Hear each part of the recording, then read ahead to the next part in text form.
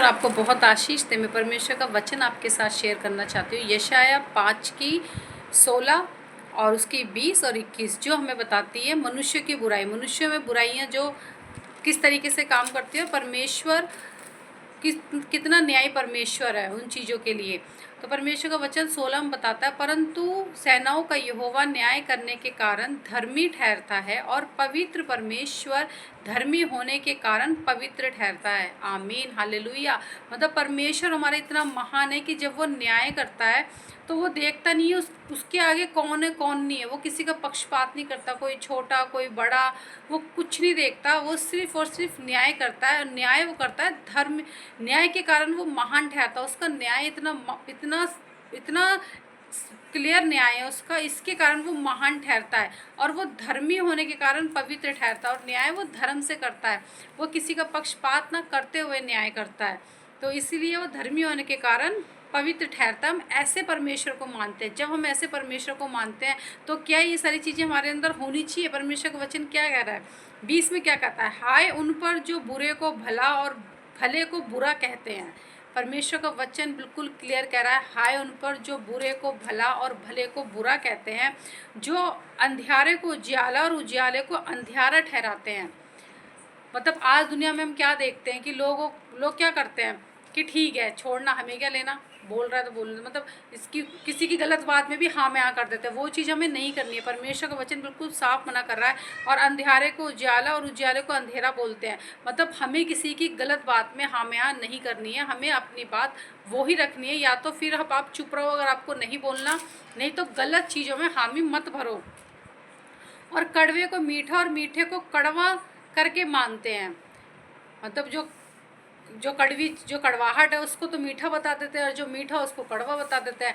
तो हमें ऐसा नहीं करना। परमेश्वर का वचन कह रहा है, हाय उन पर जो अपनी दृष्टि में ज्ञानी और अपने लेखे बुद्धिमान है। मतलब कुछ लोग ऐसे जो अपनी ही दृष्टि में मतलब ज्ञानी बनते हैं और अपनी दृष्टि में बुद्धिमान बनते हैं। लेकिन नहीं, हमें हमारा नेचर ऐसा होना चाहिए। नेचर क्या, हम सब में ये चीज़ें होनी चाहिए कि अगर हम जहाँ पर गलत है वहाँ पे हमें अपनी गलती एक्सेप्ट करनी चाहिए। अगर हमारी कुछ बातें गलत है, किसी को बुरी लग रही है या कुछ चीज़ें हमें नहीं पता और सामने वाला हमें समझा रहा है, तो हमें उसकी बातें समझनी चाहिए, उस चीज़ पर ध्यान देना चाहिए। हमें अपनी ही दृष्टि में बुद्धिमान नहीं बनना चाहिए, अपने ही लेखे ज्ञानी नहीं बनना चाहिए। परमेश्वर का वचन बिल्कुल क्लियर कह रहा है कि ऐसे मनुष्य पर हाय है। तो अगर हमारे जीवन में ये चीज़ें हैं जो आज संसार में होती हैं कि मुंह देखी बात करना, मुंह देखा किसी के साथ न्याय करना, जो जिसका पलड़ा भारी है उसके फेवर में बोलना। क्योंकि परमेश्वर जब न्याय करता है तो वो पलड़ा देख के न्याय नहीं करता। वो जितना एक करोड़पति अरबों खरबों का न्याय करता है, इतने अरबों खरबोपति का न्याय करता है, वो उतना उसी खराई से एक दरिद्र का भी न्याय करता है। तो परमेश्वर न्याय परमेश्वर है, वो धर्म से न्याय करता है। तो हमें किसी का पक्षपात नहीं करना। हमें बिल्कुल जो बात हाँ की हाँ है हाँ में बोलनी है, जो ना की ना है वो ना में बोलनी है। और जो गलत उसको गलत बोलना है, जो सही है जो सही बोलना है। बाकी अगर कई बार सिचुएशन ऐसी होती है जैसे हमारे बोलने पर विवाद खड़ा हो जाता है या कुछ चीज़ें ऐसी होती है हमें नहीं बोलनी, तो वहाँ पे हमें चुप रहना चाहिए, हमें नहीं बोलना चाहिए। लेकिन हमें गलत चीज़ों में सहभागी नहीं होना है। परमेश्वर का वचन बिल्कुल क्लियर बता रहा है। अगर आज हम चाहते हैं कि हमारे जीवन में कुछ भी ऐसी बात ना हो जिससे परमेश्वर हमारे जीवन पर हाय बोले, तो हमें आज से ही अपने जीवन पर ध्यान देना है और परमेश्वर के वचनों को बार बार ही मनन करना है। इन वचनों को अपने जीवन में रखना है। क्योंकि जब हम वचनों को मनन करते हैं तो बातें हमें याद रहती है। जब बातें याद रहती हैं तो हम चाह कर भी वो गलतियां नहीं कर पाते जो हम कभी मतलब हमारे मन में भी कभी आती है करने की, वो गलतियां भी हम नहीं कर पाते। क्योंकि परमेश्वर का वचन हमें बार बार ही सिखाता, हमें शिक्षा देता है। परमेश्वर का वचन कहता है कि पर दाऊद कहता है भजन संहिता में कि तेरा वचन मुझे रात में भी शिक्षा देता है। जब हम प्रभु में पढ़ते हैं, प्रभु को बार बार उसके वचनों को मनन करते हैं, तो हम सच में अपने जीवन में ऐसा पाते हैं कि जब हम रात में सो रहे होते हैं तब भी प्रभु अपने वचनों के द्वारा हमें शिक्षा दे रहा होता है। जहाँ पे हमें नहीं समझ में आ रहा होता वहाँ पे परमेश्वर हमें बता रहा होता है। तो इसलिए हमें किसी भी मनुष्य के तरफ ना ध्यान देते हो, हमें सिर्फ और सिर्फ परमेश्वर पर ध्यान देते हो अपना जीवन बिताना चाहिए।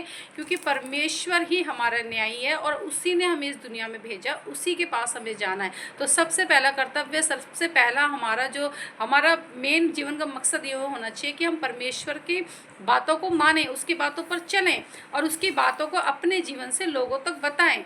परमेश्वर आप सबको इस वचन के द्वारा बहुत बहुत आशीष दे। मैं परमेश्वर से प्रार्थना करती हूँ, परमेश्वर पिता ये वचन बहुतों के हृदय से बोले और बात करे पिता। प्रभु आज ही पिता परमेश्वर जो लोग गलत चीज़ों में हाँ पढ़ते हैं पिता, उन्हें सही सही चीज़ें सिखा मेरे प्यारे पिता। वो तेरे वचन के भय में चलने वाले बने मेरे प्यारे खुदावन। प्रभु यीशु मसीह के नाम से पिता तेरी ज्ञान बुद्धि समझ इनको आए मेरे प्यारे पिता। प्रभु यीशु मसीह के नाम से इस बात को मांग कर पा लेते हैं, आमीन।